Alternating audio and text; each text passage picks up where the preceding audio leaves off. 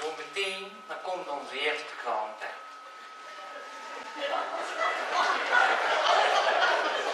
Denk eraan, wat ik al vaker gezegd heb. Rustig blijven. Goed luisteren.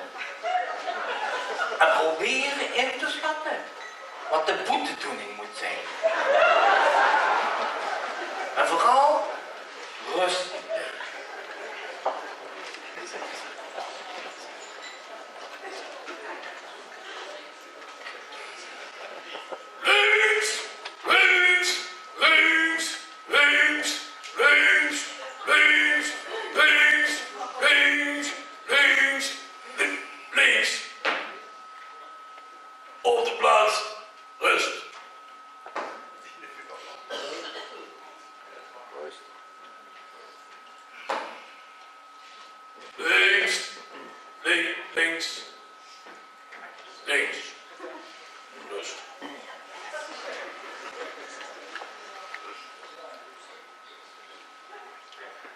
Goedenavond, wie bent u? Mijn naam is Beer. Beer op Leup. En meneer Leups, wat heeft u te biechten? Meneer de Stoer, ik heb een grote zonde begonnen. Oh ja? Wat voor zonde heeft u dan begaan? Meneer de Stoer, ik heb in de Tweede Wereldoorlog hongerduikers in Oes genomen. U bedoelt in huis opgenomen? Ja. Maar meneer de Loops, dat is toch hartstikke goed dat u dat gedaan heeft. De mensen zullen trots op u geweest zijn. Meneer op een Leup, daar hoef je toch gar niet van komen te biechten. Ja, maar ik heb ons net verteld dat de oorlog al is afgelopen. Doe knuppel. Meneer Loops, u moet 10 weesgegroetjes bidden tot de heilige maagd Maria, dat boetedoening. Oké. Heeft u verder nog iets wat u met ons wilt delen? Ja, meneer de Stoel, ik heb namelijk een brief gekregen. Ik moet kon vechten aan de golf. Wat vechten aan de golf? De golfoorlog is al lang afgelopen, man. Ja, maar ik heb de brief bij me. Ik zal hem even moeten kijken. Ja, lijkt me verstandig. Geef me ontdelen, ja dank u wel. Zeg, ik heb een leesbril niet bij me. Lees jij maar even.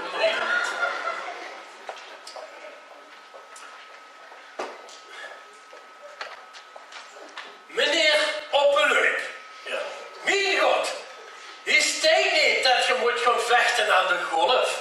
Uw oorlogskameraad vragen of je met kunt golven aan de vecht. Alsjeblieft, geeft u mijn brief terug. Sorry. Nou, dat was het, meneer Loops. Ja, dat was het al. Denk aan de 10 weesgegroetjes, hè. Ja.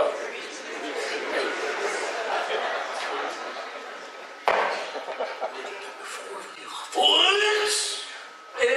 Mars. Meneer Loops, heeft u nog een momentje voor ons? Oh, ja, tuurlijk. Ik heb nog een vraag. Ja. We hebben namelijk de laatste tijd veel last van ratten en muizen en ander ongeziefer hier in de kerk. Vooral daarachter in die hoek. En we hebben al van alles geprobeerd.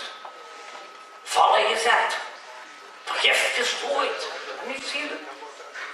En nu hebben wij gehoord dat u veel verstand heeft van het bestrijden van zulk ongeziefer. Ja, gelijk. Kunt u ons helpen? Nou, meneer de Stoel, dat doet je fout. Je moet ze namelijk vangen. Vangen? Vangen. En dan laten duiken. Wat is dat nu weer voor een kwatsch? Ja, luister. Ik heb 8 kinderen. Die heb ik allemaal laten duiken. En ik heb er geen reden meer van in de kerk. Meneer de Hoeks is grappig. Dat was het voor u. Nou, tot ziens dan.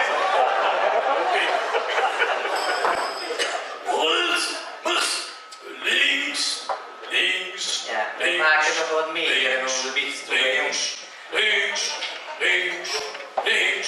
Zeg, het wordt de tijd dat je zelf eens de biecht gaat afnemen, dan weet je zo wat er zich zo afspeelt in onze parochie. Denk jij dat echt dat zou kennen? Ja, dat moet je wel kunnen. Laat het maar gewoon eens proberen. Hè. Kom, sta zo. Ga hier zitten. Ja. En dan gaan we het gewoon proberen. Denk eraan. Wat had ik gezegd? Rustig blijven. Rustig blijven.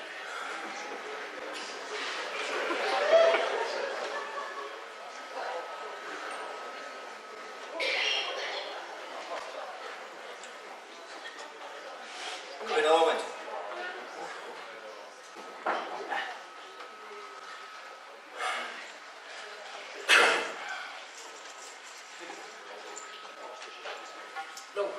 Nog eter dan, hè? Alsjeblieft, meneer. We zien hier in de kerk en je vanaf de helm afzetten, joh. Ja, meneer Pastoor, dat heb ik al aan mij. Wie? Ja. Oh. Meneer, kent je misschien uw naam vertellen?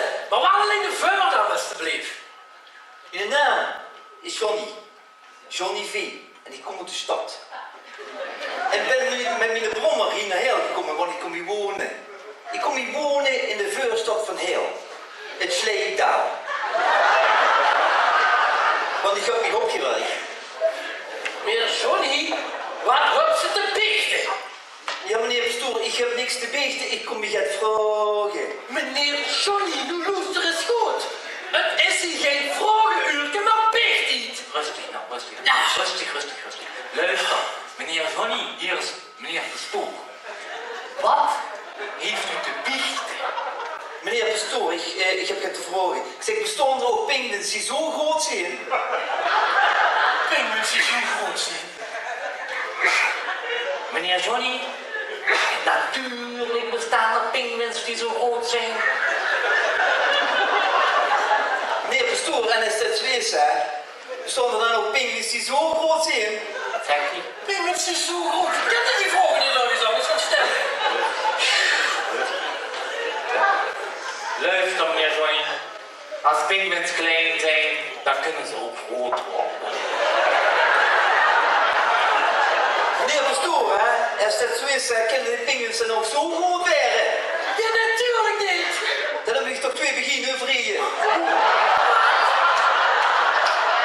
Johnny, 20 weesgegroeten zo dingen, alsjeblieft. Zeg, heb ik nog wat te vragen? Kan ik dat op uw verzekering gooien? Johnny, die nonnen zijn niet gedekt.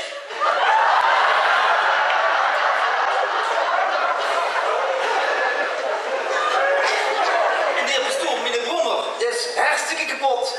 Hartstikke naar de Filistijnen. Wat moet ik er nou met? Die op Marktplaats, alsjeblieft. Of je kijkt eens in het blaadje. Daar staan ook vaak advertenties in van bronnen. Advertenties. Ik ben niet kapot van advertenties. En mijn papa helemaal niet. Wieso niet, Johnny? Ja, mijn papa, die heeft mijn man leren kennen via een advertentie. Hij zei toch altijd, je loopt er meer neven dan hij erop zit. Johnny, je kunt zo nooit in de hemel. Ja, mijn ganse familie komt niet in de hemel. Maar in de hemel, hè, kennen ze ook voetballen. Johnny, dat is een goede vraag. Ik zal het eens even aan onze lieve Heer vragen. Kennen ze ook voetballen in de hemel? Wat een stom vraag. Wie komt je erop? Wie komt er erop? Dit verkeer nog, hè. Rustig. Rustig, die voetbal in de hemel.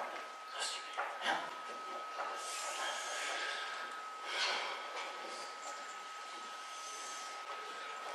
Meneer Johnny? Meneer Pastoor, weet je al dit? Ja. Ik heb goed nieuws voor je, jongen. Ja, wat is dat dan? Ze spelen inderdaad voetbal in de hemel. Oh ja? Ja. En ik heb slecht nieuws voor dich, Johnny. Ja, wat is het dan, meneer Kaplon? Dat is de volgende week als is opgesteld. Och. Goed, maar ja, dan ga ik terug naar de stad. God, mijn ja, Johnny weer die gevlogen in de kerk, verdomme. Het is goed in de kerk. Meneer Pastoor, ik vind dat het ganse verkeer niet kan doen in dit land. Doe je, mijn zoon. Wat is gedaan? Is dat doen? Maar luistert je ook wel eens naar de radio? Die zunnige liedjes de ganse dag op dat ding. Heb je gelijk, mijn zoon. Weg met die radio! En op de televisie s'avonds nog 11:00. Die vies films met die blote vrouw nu. Daar werden de mensen toch alleen maar slechter van. Je hebt gelijk, mijn zoon. Weg met die televisie!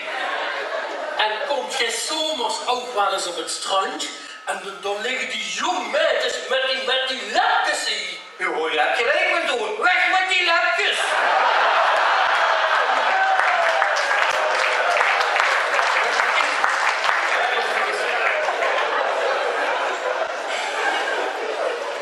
Wat een vergissing. Luister eens, mijn zoon. Wij moeten het hebben over die mis die je vorige week zondag hebt opgedragen. Meneer pastoor, ik moet zeggen dat ik toen knap zenuwachtig hoor. Maar heb ik er laag van gebakken? Ja, je ziet het best goed en zenuwachtig zijn we allemaal wel, hè. Maar alleen bij de heilige communie, bij het uitdelen van de hostie, dan zijn je vlieg het lichaam van Christus. Het lichaam van Christus. Ja, maar meneer pastoor, zo'n woord je toch ook, of niet? Ja, maar toen die knappe blonde dame voor je stond, toen zei je, Jezus Christus, wat een lichaam.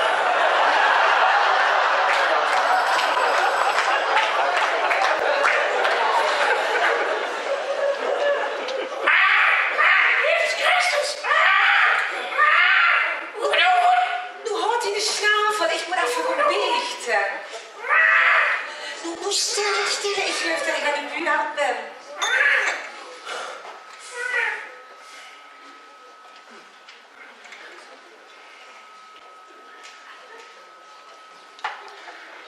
Dag, jonge dame. Wie bent u? Wat heeft u te biechten? Dag, meneer pastoor. Mijn naam is Samantha. En ik heb een ernstige zin begaan. Een ernstige zin begon? En dat dan op zo'n jonge leeftijd? Ja. Vertel, Samantha. Wat is er aan de hand? Maar meneer pastoor, ik ga iedere morgen naakt voor de spiegel staan. En dan zeg ik altijd, spiegeltje, spiegeltje aan de wand. Wem is het netste van het land? En dan zegt de spiegel nooit niks terug. En dan zeg ik altijd tegen mezelf dat ik het netste ben. Maar Samantha, dat is geen zonde. Nee, dat is een vergissing.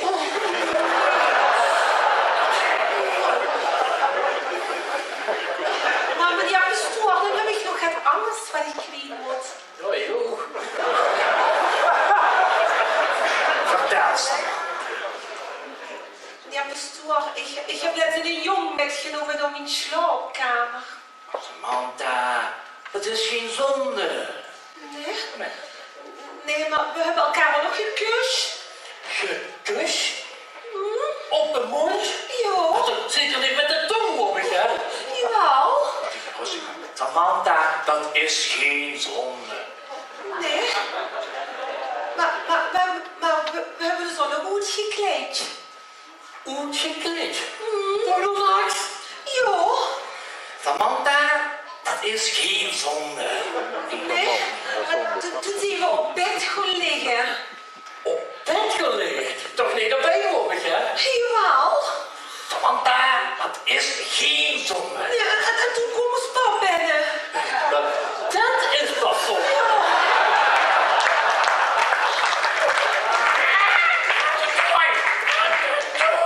Maar Samantha, wat hoor ik nou? Ja, meneer pastoor, dat is mijn papegaai. Maar Samantha, je weet dat je geen vogelen mag meenemen in de kerk. Nee, maar meneer pastoor, dit is een hele bijzondere papegaai. Ik wou me geschermd te kijken. Oh, zeg zo. Ja, dit is eigenlijk een hele bijzondere, meneer pastoor. Want weet je, als je maar zijn rechtste puurtje trekt, ja, dan zit er altijd het weesgegoedje. Maar Samantha, dat is toch geweldig? En weet je, meneer pastoor, als je maar die linkse puurtje trekt, dan zit er altijd Heer ontferm u over ons. Hé, Samantha, en als we dan allebei puntjes terug zijn? Dat flikker je weer een praatje, hè? Troela. Ik denk dat we maar beter stoppen met biechten en nog een liedje zingen voordat we de kerk uit gaan. Jo, meneer pastoor, laten we allemaal zingen in de kerk goed gaan. Kom. Kinderen gods, verzamel u bij mij. Links, Kom. links, links, links, links, links, links, links, links, links. Zeg dat zo niet. Zoals u ziet, dames en heren, hebben wij allemaal wel wat op onze kerfstok. Maar onze lieve Heer, die heeft heus wel in de gaten dat wij geen engeltjes zijn. Maar volgens mij kennen jullie mij eigenlijk helemaal niet, hè? Nee, ik heb jullie ook nog nooit hier een heel in de kerk gezien. En waar die gaat vooraan zitten, hè? Ja. En dat mensje, daar had je centjes in moeten doen en door me Precies. gegeven. Wij gaan het afsluiten met een lied over de engelen. En normaal komt onze prins, maar die is er vandaag helaas niet in de kerk. Dus heb ik een vrijwilliger nodig voor een liedje te zingen over de engelen. Is er iemand hier in de zaal? Misschien? Iemand van jullie misschien? Ja, dan doe ik het maar. Ja, dat doe jij maar. Ken je de tekst? Nou, Zullen we proberen? we gaan het proberen. En u mag meezingen. Ons leven hier weg